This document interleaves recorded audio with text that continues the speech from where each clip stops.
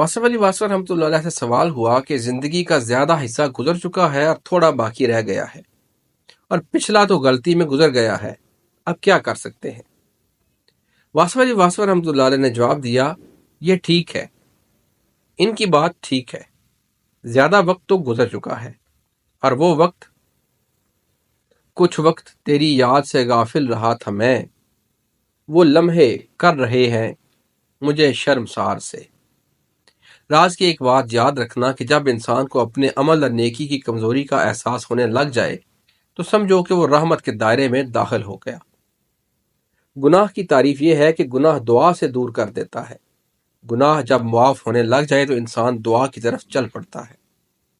دعا کی طرف چلنے والا انسان گناہ سے نجات پا جاتا ہے، اور جب انسان کو یہ سمجھ آ جائے کہ میرے عمل کے دامن میں کچھ نہیں ہے تو سمجھو کہ اب اس کے اوپر احسان ہو گیا۔ اور جتنے صاحبان فضل آئے ہیں سب نے یہی کہا کہ ہمارا دامن تو خالی ہے، ہمارے پاس کچھ بھی نہیں ہے، ہر ایک نے یہی کہا۔ اللہ تعالیٰ کا ارشاد ہے کہ جب تم دنیاوی غرور کی بجائے انکساری اور عاجزی میں آتے ہو تو میں ظلمات سے نور میں داخل کرتا ہوں۔ اگر انسان زندگی کے 99 سال ظلمات میں رہے اور آخری ساتھ نور میں داخل ہو جائے تو اس کا خاتمہ نور میں ہوگا۔ یعنی کہ ایک آدمی حضور پاک صلی اللہ علیہ وآلہ وسلم کے خلاف جنگ لڑنے والا اگر کلمہ پڑھ کے مسلمان ہو جائے تو وہ مسلمان ہی گنا جائے گا۔ اکثر جو بزرگ تھے وہ اس وقت غیر اسلامی دنیا سے آئے تھے اور آپ صلی اللہ علیہ وآلہ وسلم نے ان کو بلند مقصد عطا فرمایا۔ اس کو میاں محمد صاحب نے یوں کہا ہے، بھر لے پانی ہارے رنگا رنگ گھڑے، بھریا اس دا جانیے جس دا توڑ چڑھے۔ تو بات آخری قدم کی ہو رہی ہے۔ آخری قدم اگر اس کے گھر کی طرف چلا گیا تو بخشش ہو گئی۔ اس لیے جس دن آپ کو اپنے عمل کا سہارا ختم ہو گیا تو اس کے فضل کے دائرے میں داخل ہو جائیں گے۔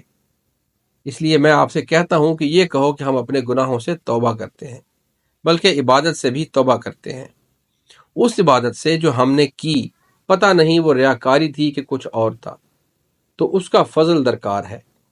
اللہ تعالیٰ نے کہا ہے کہ میں ظلمات سے نور میں داخل کرتا ہوں۔ ایک اور جگہ اللہ نے کہا ہے کہ ہم ان کے سیئات کو حسنات میں بدل دیتے ہیں، یعنی کہ اس کو بالکل انورٹڈ بنا دیتے ہیں اور اس کی برائیوں کو ہم نیکی میں کنورٹ کر دیتے ہیں۔ دل بدل جائے تو سارا اعمال نامہ بدل جاتا ہے۔ بات دل کی ہے۔ دل سے مراد یہ ہے کہ یہ دنیا حاصل کرنے کی تمنا ختم ہوئی ہے یا نہیں۔ دنیا حاصل کرنے کی تمنا اگر ختم ہو گئی تو سمجھو آپ دل میں داخل ہو گئے۔ اگر آپ میں عاجزی پیدا ہو گئی تو آپ دل میں داخل ہو گئے۔ جو آدمی کمزور سے ڈرتا ہے تو وہ دل والا ہے۔ تو آدمی اپنے نوکر سے ڈرتا ہے بلکہ کمزوروں سے ڈرتا ہے اور چھوٹوں سے ڈرتا ہے تو سمجھو کہ وہ دل والا ہو گیا اور اللہ کی رحمت میں آ گیا۔ جب اللہ کی رحمت میں آتے ہیں تو ہم ان لوگوں سے ڈرتے ہیں جو لوگ کسی کو ڈرا نہیں سکتے۔ یہ اللہ کی مہربانی ہے، اللہ کا احسان ہے۔ اس لیے اللہ تعالیٰ کے فضل کو اپنے اعمال نامے کے مطابق نہ دیکھنا، وہ تو انڈیپینڈنٹ ہے۔ قطرے کو اگر چاہے سمندر ہی بنا دے، یہ اس کی مرضی ہے۔ بار بار وہ ارشاد فرماتا ہے کہ میری رحمت سے مایوس نہ ہونا، یعنی کہ آپ اپنے اعمال کے درجات کی پرواہ نہ کرنا بلکہ اللہ کے فضل سے رجوع کرنا۔ اللہ تعالیٰ نے فرمایا ان رحمتی واسع علی غضبی، کہ میری رحمت میرے غضب سے وسیع ہے۔ اس کا خلاصہ یہ نکلا کہ جن لوگوں پر اللہ کی رحمت ہونی ہے ان لوگوں کو اللہ کریم نے رحمت اللہ العالمین صلی اللہ علیہ وآلہ وسلم کی نسبت عطا فرما دی۔ جس کو یہ نسبت عطا فرما دی کہ حضور پاک صلی اللہ علیہ وآلہ وسلم سے نسبت ہے، وہ ان کی امت سے ہے، تو اس پر رحم ضرور ہوگا۔ تو رحمت للعالمین صلی اللہ علیہ وآلہ وسلم سے نسبت دراصل اللہ کی رحمت کے حصول کا ذریعہ ہے۔ اب حصول کا کیا طریقہ ہے؟ جب کبھی اعمال نامے میں دقت ہو جائے تو یہ دعا کرنی چاہیے کہ اب احتساب چھوڑیے میرے گناہ کا۔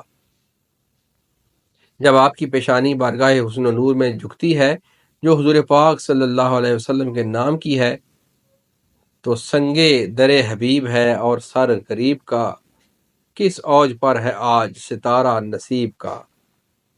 اب احتساب چھوڑیے میرے گناہ کا۔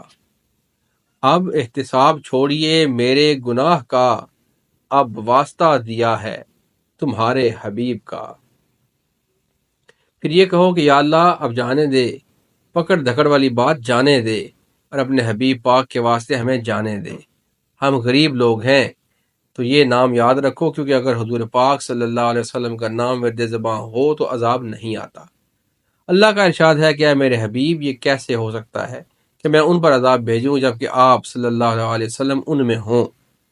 جس دل میں حضور پاک صلی اللہ علیہ وسلم کی یاد ہو، جس زبان پر حضور پاک صلی اللہ علیہ وسلم کا نام ہو، جس آنکھ میں ان جلووں کی پیاس ہو، وہ آدمی فضل کے باب میں نظر انداز نہیں ہو سکتا۔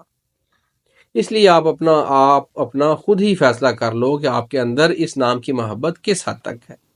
پھر فضل ہی فضل ہے۔ جس پہ اللہ تعالیٰ نے رحم کرنا ہوتا ہے اس کو اپنے حبیب پاک کی محبت عطا فرما دیتا ہے، اور جس کو عذاب آنا ہوتا ہے وہ اس نام کے لیے گستاخ ہو جاتا ہے۔ اس آدمی کی معافی نہیں ہوتی جو حضور پاک صلی اللہ علیہ وآلہ وسلم کا گستاخ ہو جاتا ہے۔ اس لیے آپ کی عمر جو گزر گئی سو گزر گئی، اب توبہ کی جائے، حضور پاک صلی اللہ علیہ وآلہ وسلم کو یاد کیا جائے، پھر سب ٹھیک ہے، نیکی ٹھیک ہے۔ یہاں سے کچھ لے کے نہیں جانا، بلکہ صرف آنا ہے اور جانا ہے۔ اللہ بخشنے والا ہے۔